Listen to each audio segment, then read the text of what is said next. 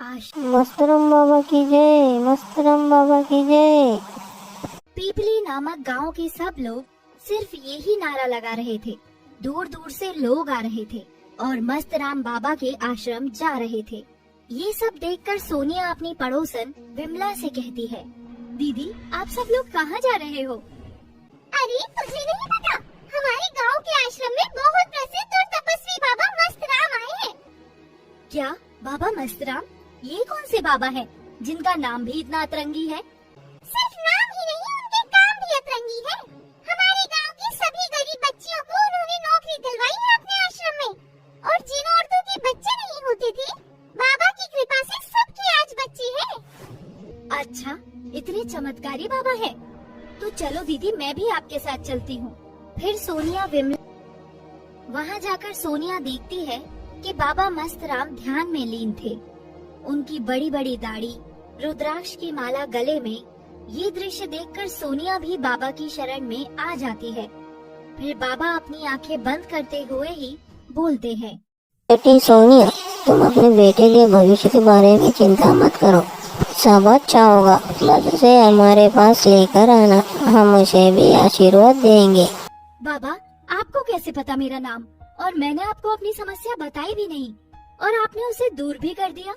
आपकी जय हो बाबा। फिर सोनिया विमला के साथ घर चलने लगती है और रास्ते में उनसे बोलती है, दीदी आपका बहुत बहुत शुक्रिया, आपने मुझे बाबा से मिलवाया। वो सच में बहुत तपस्वी है, बिना कुछ बोले ही मन की बात जान लेते हैं। हाँ, मेरे बाबा सबके सुख दर्द दूर करते हैं, तभी तो दूर दूर से लोग हंसते हैं। स्नेहा को बाबा के बारे में बताती है, उनसे मिलने को भी बोलती है, पर स्नेहा को इन सब चीजों में इतना विश्वास नहीं था। फिर भी वो अपनी माँ के कहने पर वहाँ चली जाती है। दोनों आश्रम में पहुँच जाते हैं और बाबा स्नेहा को आशीर्वाद देने के बहाने उसकी कमर पर गलत तरीके से हाथ लगाते हैं। स्नेहा को ये बिल्कुल पसंद नहीं आता और वो वहाँ से गुस्से में चली जाती है। घर पहुँचकर इससे पहले स्नेहा कुछ बताती, उसकी माँ उसे बहुत डांटती है। ये क्या तरीका था स्नेहा, तुम ऐसे वहाँ से क्यों आ गई? बाबा क्या सोचेंगे हमारे बारे में? उनका इतना अपमान मैं बर्दाश्त नहीं करूँगी। तुझे कल ही उनसे माफी मांगनी होगी। पर माँ, पर वर्क कुछ नहीं, चलना है मतलब चलना है, समझी? अगले दिन फिर से सोनिया अपनी बेटी को लेकर बाबा के पास पहुँच जाती है। बाबा इसे माफ कर दो, इससे गलती हो गई, ये अभी नादान है। कोई बात नहीं बच्चा, पर हमें लगता है तुम्हारी बेटी पर किसी का बुरा साया है। ये कुछ दिन आश्रम में छोड़ दो, हम सब ठीक कर देंगे, वरना इसकी मृत्यु निश्चित है। मुझे कोई खतरा नहीं, अब तुम जाओ यहाँ से, ये मेरा हुक्म है।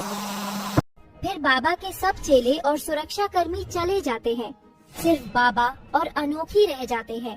जैसा तुम चाहती थी मेरी जान, अब सिर्फ हम दोनों हैं, अपना जादू दिखाओ। अनोखी बाबा के करीब जाती है और बाबा अपनी आंखें बंद कर लेते हैं।